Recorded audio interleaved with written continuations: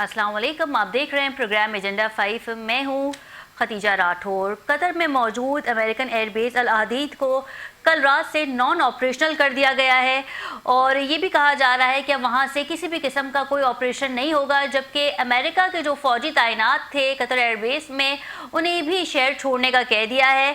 बरतानवी अखबार का अगर बात की जाए तो ये भी उनका कहना था कि अमेरिका जो है वो ईरान पे कभी भी हमला कर सकता है और इसी वजह से आर्जी तौर पे लंदन की एम्बेसी जो है वो बंद कर दी गई है ईरान पे।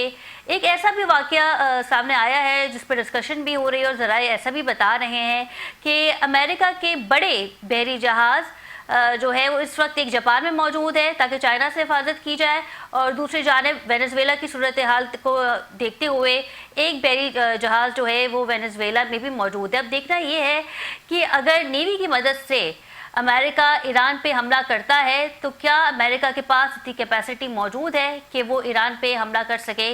वेस्टर्न मीडिया ये बता रहा है कि अमेरिका कभी भी ईरान पे हमला कर सकता है, लेकिन डोनाल्ड ट्रंप का एक बयान भी सामने आया था चंद रोज़ पहले जिनमें उनका कहना था कि अगर मुजाहिरीन को फांसी दी गई तो ईरान को संगीन नताइज भुगतने होंगे। आज ईरान में फांसी दी जानी थी मुजाहिरीन को और एक नौजवान शहरी था जिससे प्रोटेस्ट किया था महंगाई के हवाले से ईरान में, और आज उसे फांसी दी जानी थी अदालत की जानिब से और उसे फांसी नहीं दी गई। तो ये जो नरमी है इस वक्त ईरान की जानिब से या फिर अमेरिका की जानिब से, क्या ये आने वाले वक्तों में इस जंग को रोक सकती है। और अरब ममालिक की जानिब से भी वाज़ेह कह दिया गया है कि ईरान के ख़िलाफ़ हम अपनी सरजमीन इस्तेमाल होने नहीं देंगे। ऑल्दो वेस्टर्न मीडिया बार बार इस बात की तायीद कर रहा है कि अमेरिका कभी भी ईरान पे हमला कर सकता है। यही वजह है कि पोलैंड, स्पेन और बरतानिया ने भी कहा है कि हम अपने शहरियों को वहाँ से निकाल रहे हैं, एम्बेसी जो है वो भी बंद की जा रही है। लेकिन सबसे बड़ा सवाल ये है कि ईरान क्या बैकफुट पे आ रहा है।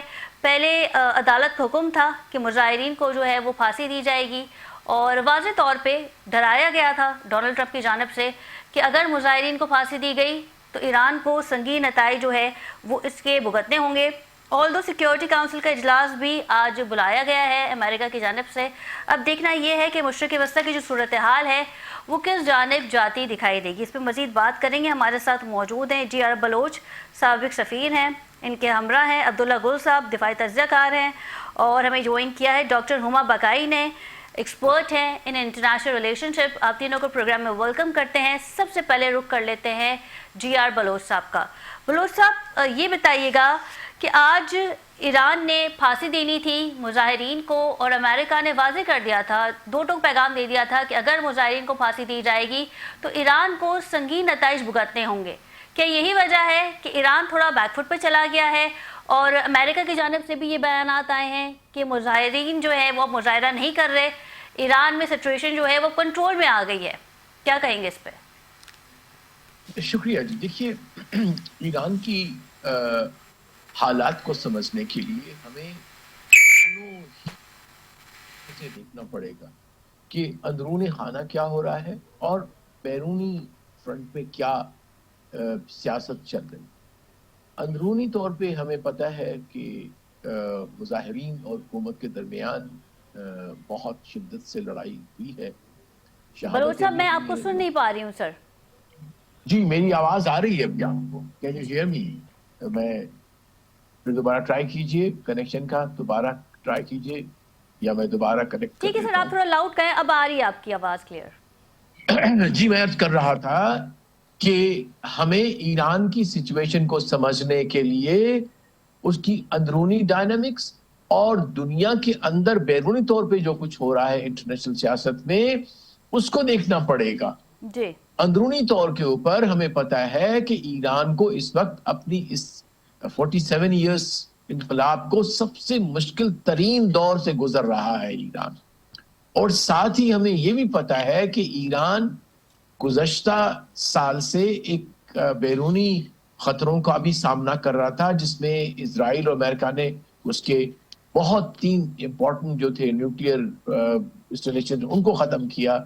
उसके अलावा जो बैरूनी महाज पे उसका जो नुकसान हुआ है कि जो उसके एलाइज थी या जिसे प्रॉक्सी भी कहा जाता है, लेबनान में, गजा में, इराक में, सीरिया में सबसे बड़ी बात है कि जो बहुत बड़ा उसका एक लिहाज से कंट्री था जो कि प्रो ईरान था, वो तितर बितर हो गया है, वहां बशार अल असद नहीं रहा।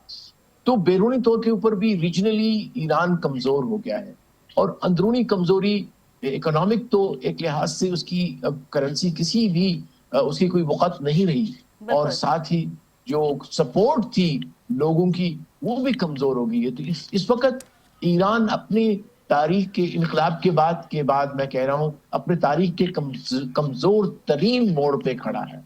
अब वो इस मोड़ से कैसे निकलता है, ये बहुत बड़ा चैलेंज है। बिफोर वी इवन डिस्कस कि अमेरिका हमला करेगा कि नहीं करेगा, लेकिन इट ऑल डिपेंड्स कि किस तरह से वो अपने लोगों के साथ बातचीत करते हैं ईरान की हुकूमत, और किस तरह से दुनिया के अंदर जो बाकी जो कुव्वतें हैं उनके साथ किस तरह से वो बातचीत करते हैं।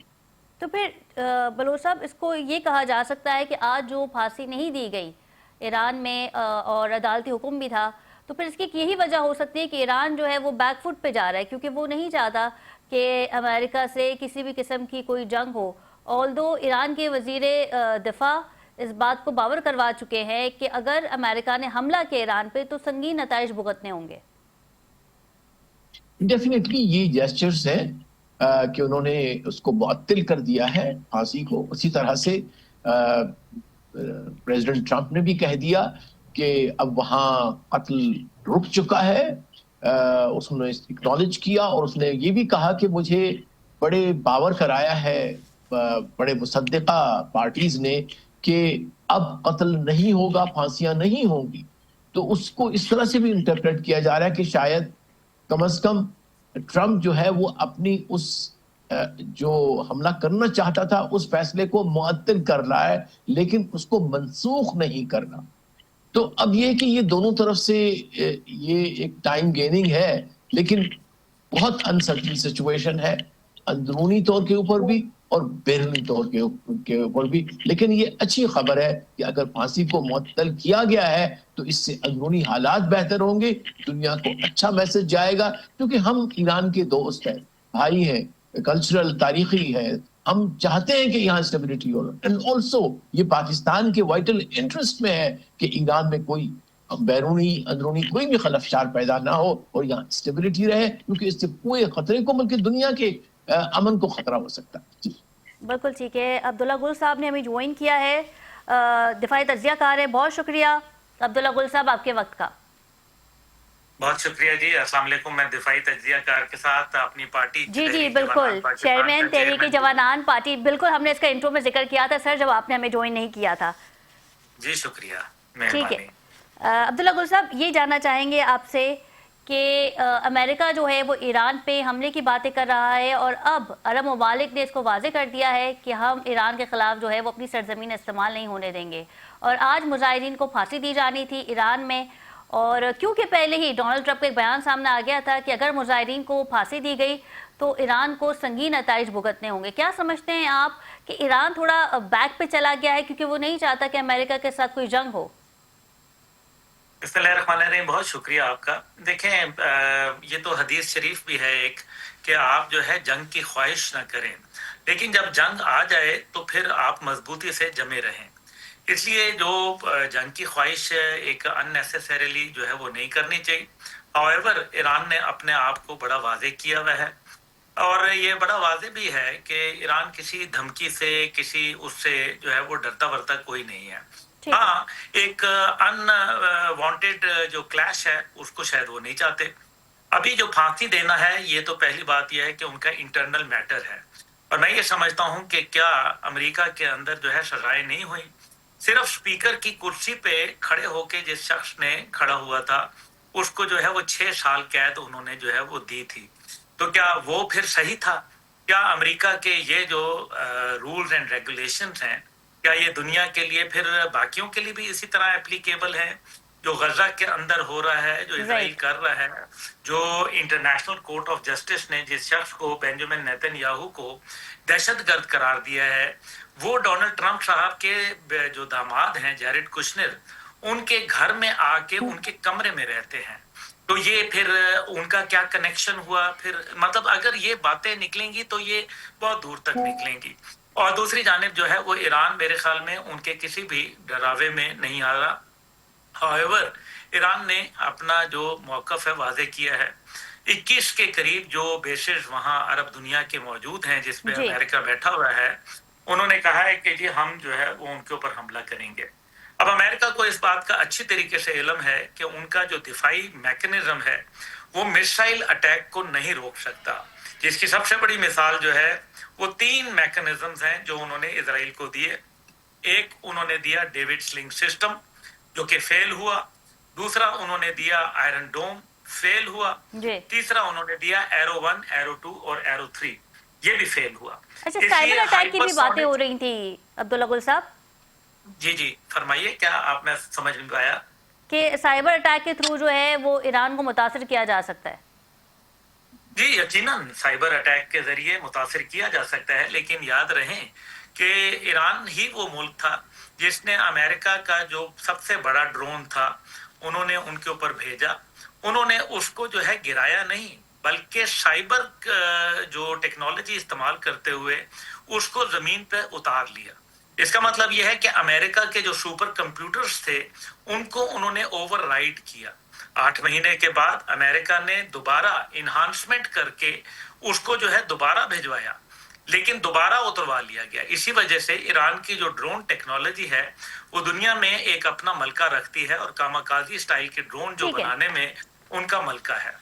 ٹھیک ہے. بلوچ صاحب یہ بتائیے گا کہ ایک چینل کے تھرو اس طرح کی بھی خبریں موصول ہو رہی ہیں کہ کل رات ایران اور اسرائیل کے درمیان جو ہے کسی ممالک کے تھرو بات چیت ہوئی ہے, اور اسرائیل نے پیغام دیا ایران کو کہ نہ آپ ہم پہ اٹیک کریں گے اور نہ ہی ہم پہل کریں گے آپ پہ اٹیک کرنے کی. دیکھیے, یہ خبریں ہم خبروں پہ نہیں جاتے, ہم انالیسس پہ جاتے ہیں. جی. انالیسس پہ اس طرح جاتے ہیں کہ اسرائیل اور ایران ایک دوسرے کو آزما چکے ہیں. ٹھیک ہے. سینکڑوں میزائل داغے گئے اسرائیل کی طرف سے ایران پہ اور ایران کی طرف سے اسرائیل پہ, اور اسرائیل پہ بڑا واضح ہو گیا کہ یہ تینوں جو ابھی ذکر کر رہے تھے گلشن ہمارے دوست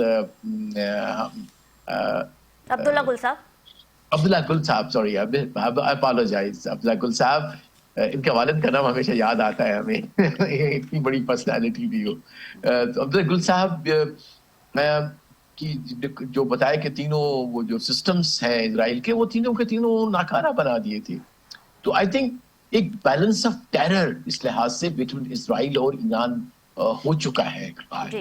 تو اس لیے اس خبر کو بغیر تصدیق کے بھی آدمی ازیوم کر سکتا کہ شاید یہ درست ہو کہ انہوں نے آپس میں بات چیت کی ہوگی, لیکن اس کو ویریفائی جب تک نہ کرے اس لیے اس پہ ہم کوئی ازمپشن نہیں بنا سکتے. لیکن اگر بات ہوئی ہے اور یہ ایشورنس دیے گئے ہیں تو یہ میں سمجھتا ہوں کہ it is good for the stability, it's good for the peace in the region. بالکل ٹھیک ہے. ڈاکٹر ہما بقائی نے ہمیں جوائن کیا ہے, ایکسپرٹ ہے ان انٹرنیشنل ریلیشن شپ. بہت شکریہ ڈاکٹر صاحب آپ کے وقت کا. جی فرمائیے. ڈاکٹر صاحب یہ بتائیے گا کہ امریکہ نے کئی بار یہ کہا ہے اور حالیہ بیان بھی ہے ڈونلڈ ٹرمپ کا کہ وہ ایران پہ کبھی بھی اٹیک کر سکتے ہیں. برطانوی نیوز پیپر بھی اس کی حمایت کر رہا ہے, اور یہی وجہ ہے کہ برطانوی ایمبیسی کو جو ہے وہ عارضی طور پہ بند کر دیا گیا ایران میں. بحری جہازوں کا بھی ذکر ہو رہا ہے کہ بحری جہاز کے تھرو جو ہے وہ ایران پہ اٹیک کیا جا سکتا ہے. آلدو صورتحال تھوڑی ٹھنڈی ہوتی دکھائی دے رہی ہے, اور یہ بھی بتایا جا رہا ہے کہ کل رات اٹیک کا پلان تھا جو کہ موخر کر دیا گیا امریکہ کی جانب سے. کیا کہیں گے اس پر؟ جی میرا خیال ہے کہ تھوڑا اسٹریٹجک ریسٹرینٹ کا مظاہرہ ہوا ہے, اور پریزیڈنٹ ٹرمپ کو اندر سے بھی یہی صلاح تھی کہ وہ ڈائریکٹ کانفرنٹیشن کی طرف نہ جائیں, بلکہ کچھ حلقے تو امریکہ میں یہ کہہ رہے ہیں کہ اسرائیل انہیں اس جنگ میں گھسیٹ رہا ہے, اور یہ ریلیشن شپ اب امریکہ کے لیے اسٹریٹجک برڈن بنتی جا رہی ہے. پھر گلف کنٹریز نے بھی ان سے یہی کہا کہ وہ ایئر سپیس نہیں دیں گے. رشیا نے ان کو تقریباً وارن کیا ہے کہ ایسا نہ کریں ورنہ یہ موجب بنے گا مشکل کا اور جنگ کا. چائنا کی بھی ظاہر کوائٹ سپورٹ ہے ایران کے ساتھ, اور وہ بھی ریسٹرینٹ کا کہہ رہے ہیں.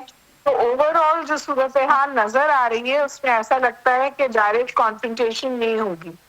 جو لوگ حالات پہ نظر رکھتے ہیں وہ کہتے ہیں کہ امریکہ نے بہت رجیم چینج کی ہے جی اور اس کے لیے جو آپریشنل ڈائنامکس ہوتے ہیں وہ اس وقت گراؤنڈ پہ نظر نہیں آ رہے. تو میرا خیال ہے کہ یہ انگیج اینڈ تھریٹ جو ہے یہ ساتھ ساتھ چلے گا. اور ایران تو تواتر کے ساتھ یہ کہہ رہا ہے کہ ہم انگیج کرنے کے لیے تیار ہیں اور ہماری کمیونیکیشن لائنز بھی کھلی ہوئی اچھا ہیں ہما، امریکہ لیکن یہاں سے. سوال ایک یہ بھی پیدا ہوتا ہے کہ ایران کی جانب سے الزامات لگائے گئے ہیں جو کہ کچھ حد تک سچ بھی ہیں کہ جو مظاہرین شامل تھے اسے اسرائیل کی بیک شامل تھی.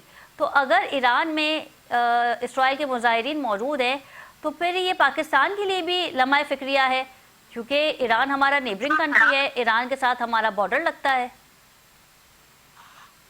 دیکھیے یہ تو بالکل بات واضح ہے کہ جو پہلے بھی ایران کے اندر اساسینیشن ہوئی تھی حماس کے لیڈر کی، اس کی وجہ یہ تھی کہ وہاں پر پینیٹریشن تھی اسرائیلی انٹیلیجنس ایجنسیز کی، اور اس کے بعد بھی انہوں نے 4,500 افغانیوں کو نکالا تھا.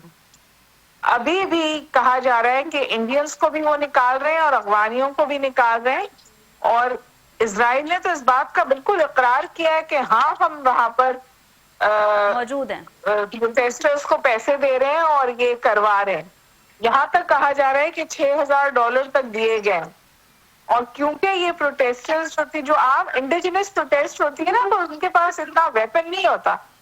ان کے پاس تو لائیو ایمونیشن تھا جس کی وجہ سے اتنی اموات ہوئی. ٹھیک ہے عبداللہ گل صاحب، رجیم چینج اس وقت ایران میں ہوتا دکھائی نہیں دے رہا، لیکن ان کیس ہم کیونکہ اس پہ ڈبیٹ کر رہے ہیں، اگر ایران میں رجیم چینج آتا ہے آج نہیں کچھ ماہ بعد، تو پھر پاکستان کو بھی اپنی پالیسی پر غور کرنا ہوگا اور پاکستان کا جو ہے وہ اپنا ایک موقف بھی سامنے آئے گا. دیکھیں میرے خیال میں پاکستان جو ہے اپنا فیصلہ کر چکا ہے، اور یہ جب ایران اور اسرائیل جنگ ہوئی 12 دن کی، جس کے اندر جو پیس کا یعنی کہ جو سیز فائر کا خواہش ہو اسرائیل کی جانب سے آئی تھی، ایران نے نہیں سیز فائر کے لیے خواہش کی تھی. اس کا مطلب یہ ہے کہ ایران جو تھا وہ وکٹوریس تھا اس جنگ کے اندر. دوسری جانب جو ہے امریکہ اگر اس میدان میں نہ کودتا تو میرے خیال میں اسرائیل کو بہت زیادہ نقصان اٹھانا پڑ سکتا تھا. اور اس کے بعد جو اب ایران کا جو ابھی آپ نے جو پچھلا سوال بھی کیا تھا کہ جی وہ جو دونوں نے جنگ کی خواہش کا نہ کرنے کا کہا ہے، پہل نہ کرنے کا، تو اس کے اندر بالکل ٹروتھ ہو سکتی ہے، کیونکہ امریکہ کو یوز کر رہا ہے. اسرائیل جو ہے وہ امریکہ کو سامنے لا کے کر رہا ہے، کیونکہ اس کے اندر اتنی ہمت نہیں ہے کہ وہ جا کے براہ راست، ہمت تو ہے وہ کر سکتا ہے لیکن اس کی جو ریٹیلیشن ہے، ان کا کوئی ڈیفینس میکنزم جو ہے ایران کی جو اسٹرائک ہے وہ اس کو برداشت نہیں کر پائے گا. اس لیے اور عرب دنیا کو معلوم ہے کہ جو عرب بیسز وہاں موجود ہیں، اگر ان پہ اسٹرائک ہوئی تو ان کی اکانومی اور ان کا جو ایک نام ہے وہ برباد ہو کے رہ جائے گا. اور ایران نے اسرائیل کے ساتھ جنگ کرتے ہوئے باقاعدہ حدید بیس کے اوپر حملہ بھی کیا تھا جب امریکہ نے ان کے اوپر حملہ کیا تھا قطر کے اندر. اس لیے جو ڈاکٹر ہما بقائی صاحبہ کہہ رہی ہیں بڑا امپورٹنٹ یہ فیکٹر ہے کہ جو اسلحہ ہے وہ کہاں سے آ رہا ہے. دیکھیں اسلحہ جو ہے وہ ایران کے اندر، کیونکہ میں وہاں جاتا رہتا ہوں اس لیے مجھے علم ہے، وہاں اسلحہ جو ہے وہ صرف اور صرف آئیز اونلی یعنی کہ اہم ترین لوگوں کے پاس ہو سکتا ہے، اور وہ گورنمنٹ کے ہی لوگ ہوتے ہیں، IRGC اور اس طرح کے لوگ. اس کے علاوہ کسی کے پاس ویپن نہیں ہے.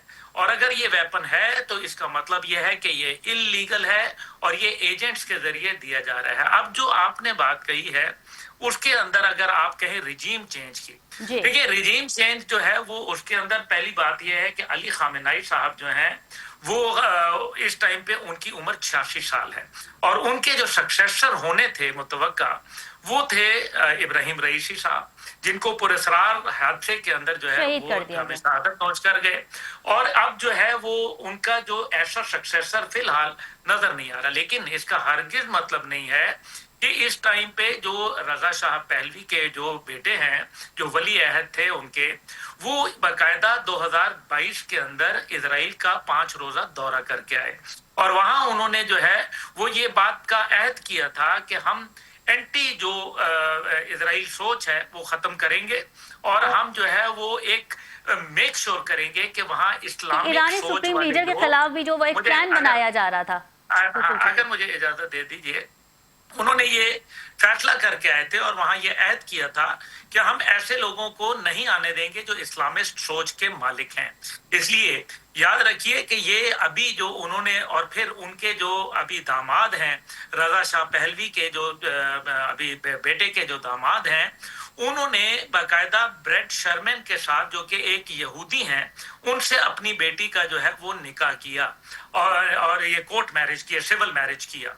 और उसके अंदर जो है वो बाकायदा अब ये एक पहला यहूदी आदमी है जो उनकी फैमिली का रुकन बन गया है। तो इसलिए अज़ाइम बड़े वादे हैं।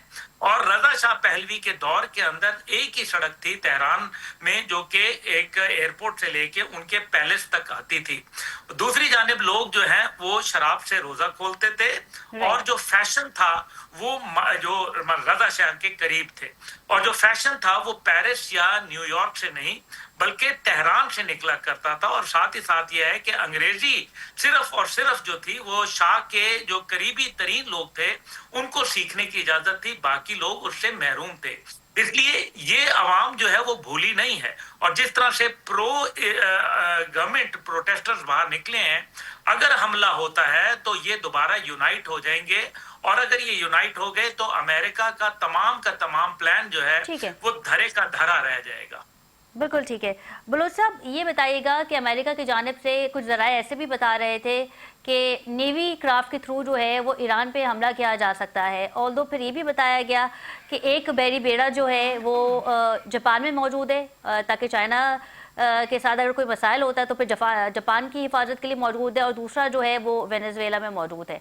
तो इस तमाम सिचुएशन में क्या अमेरिका के पास इतनी कैपेसिटी है, इतने असासे हैं कि वो ईरान पे अटैक कर सके? क्योंकि अरब ममालिक ने तो अपनी सरजमीन देने से इनकार कर दिया है। फिर एक वाहिद रास्ता ये बचता है कि आप B-25 इस्तेमाल कर लें, या फिर आया बहरिया के थ्रू जो है वो आप अटैक करें ईरान पे। B-52 जहां तक कैपेसिटी का ताल्लुक है, आई थिंक उनके पास बहुत सारे ऑप्शंस हैं। हम उसमें नहीं जाते, लेकिन उससे ज्यादा है कि क्या वो करने जा रहे हैं। हमने उन पॉसिबिलिटीज को देखना है एज ए एनालिस्ट। किस तरह से करेंगे वो एक मिलिट्री स्ट्रेटजी का होता है, but definitely America has Diego Garcia का जो आइलैंड है इंडियन ओशन में, वहाँ उसके पास बहुत बड़े क्राफ्ट तादाद है। लिहाजा possibility of hitting Iran without violating any other non cooperative जो कंट्री, लेकिन उसमें भी मुझे शक है कि पब्लिक में अगर कहा भी जाए, अगर कल वो करते भी हैं इस्तेमाल उनकी एयर स्पेस, तो जो हालात है हमारे खित्ते में जो डिपेंडेंसी है अमेरिका के ऊपर उनकी सिक्योरिटी की, उस लिहाज से मैं इस चीज को बहुत बड़ा डिटेरेंस नहीं समझता कि अगर स्टेटमेंट आ जाए किसी खित्ते के मुल्क से कि हम नहीं इजाजत देंगे, that is not a factor which will deter America. What will deter इसके उसके बाद क्या होगा? क्योंकि अब हम जो देखना हमने है ये as a strategic our analysts our students of international relations is the day after कि अगर अमेरिका हमला करता है तो क्या होगा, और साथ साथ नहीं करता तो क्या होगा. In my view that is the vital thing. क्या ईरान दोबारा फिर रीओरिएंट कर लेगा अपने आप को, जो हुकूमत है तो अंदरूनी तौर के ऊपर भी और बैरून तौर के ऊपर भी, which is very important. I think Iran की हुकूमत के लिए reset of policies is overdue. ये जो डिसकंटेंट है, हम तो चूंकि उनके दोस्त हैं लिहाजा हम कभी नहीं चाहते कि डिसकंटेंट हो, लेकिन हमें समझना जरूरी है और हमारे ऑडियंस को भी समझना जरूरी है कि ये मसला कल परसों खत्म होने वाला नहीं है. This will go on. इसमें बहुत सारा टाइम लगेगा. अच्छा, बलोच साहब आपसे ये भी जानना चाहेंगे, क्योंकि आप साबिक सफीर भी रह चुके हैं, कि अमेरिका की पॉलिसी का कोई भरोसा नहीं है, और हमा वक्त ये भी कहा जा रहा है वेस्टर्न मीडिया की जानिब से कि अमेरिका कभी भी ईरान पे हमला कर सकता है. तो ये अचानक वाला जो हमला है ये एक्सपेक्ट किया जा सकता है अमेरिका से, वो भी तब जब डोनाल्ड ट्रंप जो है वो प्रेसिडेंट हो अमेरिका के. वेनेजुएला में जो कुछ हुआ, एक खुद मुख्तार मुल्क के सदर को जो है वो उनकी सेफ हाउस से गिरफ्तार कर लिया गया. تو امریکہ سے تو کچھ بھی دیکھیے، ایکسپیکٹ کیا جا سکتا ہے. آپ کے اس سوال کا جواب پنہا ہے اس ایونٹ میں جب اسرائیل اور امریکہ نے حملہ کیا تھا نیوکلیئر انسٹالیشن کے اوپر. تو اس وقت 5واں دور جو تھا امریکہ اور ایران کے درمیان نیوکلیئر ایشو پہ ہونا تھا یا ہو رہا تھا یا لوگ وہاں پہنچے ہوئے تھے. یس، ایرانین ٹیم وہاں پہنچی ہوئی تھی جہاں پہ انہوں نے بات چیت کرنی تھی اور اس کے باوجود حملہ کر دیا گیا. لہذا جب اتنی بڑی جنگ ہوتی ہے، یہ ایک جنگ ہے بہت بڑی، اس میں پوری بیلنس آف پاور کی بات ہو رہی ہے، اس میں فیوچر خطے کی جو حیت ہے اس کی تبدیلی کی بات ہو رہی ہے. لہٰذا اس میں ہمیں بڑے کینوس کو دیکھنا پڑے گا، بڑی تصویر کو دیکھنا پڑے گا کہ اصل میں ہو کیا رہا ہے. ہو یہ رہا ہے کہ اسرائیل آفٹر اپیرنٹ جو اس کی وکٹری ایک لحاظ سے ہے، نیوٹرلائز کر دیا حزب اللہ کو، حماس کو، ایران کو کسی حد تک. اب وہ اس سے آگے کیا کرنا چاہ رہا. ٹھیک ہے. ایک تھیوری یہ بھی ہے کہ شاید یہ ان کا یہ خیال ہے کہ مکمل طور پہ کوئی بھی مخالفت نہ ہو اسرائیل کے وجود کو، بلکنائزیشن آف دا مڈل ایسٹ ہونی چاہیے کہ تمام بڑے بڑے ملک جو ہیں ان کو چھوٹے چھوٹے ملک کر دیا جائے جو کہ کبھی بھی خطرہ نہ بن سکے اسرائیل کے لیے. تو یہاں اسرائیل کی سلامتی جو ہے پرماننٹ، وہ بھی ایک فیکٹر ہے جب اسٹریٹجی کو آپ انالائز کرتے ہیں کہ کیا کر سکتا ہے امریکہ اور کیا نہیں کر سکتا. بالکل ٹھیک ہے. عبداللہ گل صاحب، یہ بتائیں کہ امریکہ کی جانب سے جو ممالک ایران کے ساتھ ٹریڈ کر رہے ہیں ان پہ بھی مزید ٹیرف بڑھا دیا گیا ہے، اور یقینی طور پہ جو ہے 25% ٹیرف جو ہے وہ بڑھا دیا گیا ہے، اور جس میں پاکستان بھی شامل ہے کیونکہ پاکستان بھی ٹریڈ کرتا ہے ایران سے. تو اس معاملے کو آپ کیسے دیکھتے ہیں؟ دیکھیں، میرا خیال ہے کہ the game is slipping out of the hands of United States of America. Diego Garcia کی بات کی، وہاں تقریباً B-52 کی 70% فلیٹ جو ہے وہ وہاں موجود ہے، اور اس میں بھی کوئی شک و شبہ نہیں ہے کہ وہ ان کو استعمال کر سکتے ہیں. لیکن وہی والی بات ہے، آؤٹ کم کیا ہوگا اس کا، اور کیا اس کے نتیجے کے اندر ریٹیلیشن آئے گی، اور پھر یہ تو وقت بتائے گا. کیونکہ ایرانین جو اس ٹائم پہ IRGC اور جس طرح سے ان کی لیڈرشپ ماضی کے اندر ان کی شہید ہو چکی ہے، خاص طور پہ ایران اسرائیل جنگ کے اندر، اب جو نئی لیڈرشپ ہے اس کے اندر زیادہ ایگریشن موجود ہے. اور کیا امریکہ اس چیز کو انڈرسٹینڈ کر رہا ہے، اور اگر نہیں کر رہا تو یہ اس کی بہت بڑی کیلکولیشن مسٹیک ہوگی. دوسری جانب جو ہے وہ آپ یہ دیکھ لیجئے کہ پاکستان کا تو فیصلہ بڑا واضح ہے. پاکستان نے یہ سوچ لیا ہے کہ ہمیں اپنے ایران بارڈر کے اوپر جو کہ 909 کلومیٹر ہے، اس کے اوپر ہمیں اپنے ایرانی بھائی چاہیے، نہ کہ ہمیں جو ہے وہ پرو اسرائیل یا اسرائیلی فوج چاہیے. اس لیے پاکستان تو I think they have already decided. جو خطے کی ابھی صورتحال ہے اس کے اندر بالکل چائنا اور رشیا کا فیکٹر کو آپ جو ہے وہ آپ نظر انداز نہیں کر سکتے. خاص طور پہ جبکہ رپورٹ ہوا ہے کہ اینٹینوف جو جہاز ہیں بڑے بڑے کارگو، وہ رشیا سے آئے ہیں اور ایک ان نون کارگو لے کے آئے ہیں. اب وہ ان نون کارگو کیا ہو سکتا ہے؟ پھر سیکنڈلی یہ ہے کہ یاد رکھیے کہ نیتنز کے اوپر، فردوق کے اوپر اور دیگر جگہوں پہ جب انہوں نے حملہ کیا تھا اور بنکر بسٹر بامبس امریکہ نے داغے تھے، تو اس سے نیوکلیئر تابکاری نہیں ہوئی تھی. اس کا مطلب ہے کہ جو نیوکلیئر فیسیلٹی ہے that is still safe somewhere. اور اگر وہ ہے تو امریکہ اس ریجن کے اندر اتنی بڑی تباہی لانے کا سوچ بھی نہیں سکتا، اور اگر یہ کرے گا تو اس کے کانسیکوینسز جو ہوں گے وہ بڑے بھیانک ہوں گے.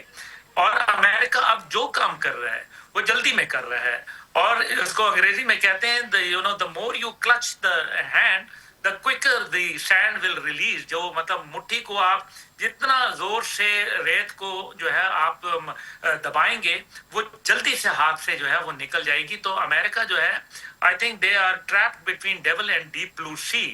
اور ان کو جو ہے یہ ابھی سمجھ نہیں آ رہا کہ اب اگر ہم، جیسے ابھی بلوچ صاحب نے بڑا اچھا انہوں نے کہا کہ سوال یہ نہیں ہے کہ امریکہ حملہ کرے گا. اگر حملہ نہیں کرے گا تو پھر کیا کرے گا؟ پھر اسٹیٹ آف اسرائیل جو ہے وہ تو تنہا ہو جائے گی، جو اس کا گریٹر اسرائیل کا پلان ہے وہ کہیں مشمار ہو جائے گا، اور جو امریکہ نے ایک بڑی مشکل سے چائنا کی جب سے سپر پاور اپنے آپ کو ڈکلیئر کیا ہے 3 سپٹمبر 2025 سے، اور رشیا کو، اس کے بعد جو سچویشن ہے وہ تو پھر مڈل ایسٹ دوبارہ سے ایک دفعہ ان کی انگریس کے اندر چلا جائے گا. تو یہ میرے خیال میں پاور گیم ہے اور بہت سارے مسائل ہیں اس کے اندر. بالکل ٹھیک ہے، بہت شکریہ عبداللہ گل صاحب آپ کے وقت کا. ان کے ہمراہ تھے جی آر بلوچ صاحب، آپ کا بھی بہت شکریہ. ڈاکٹر ہما صاحبہ بھی ہمارے ساتھ تھی. ناظرین، پروگرام میں مزید بھی بات کریں گے لیکن یہاں وقت ہوا ایک شارٹ کمرشل بریک کا. Stay with us.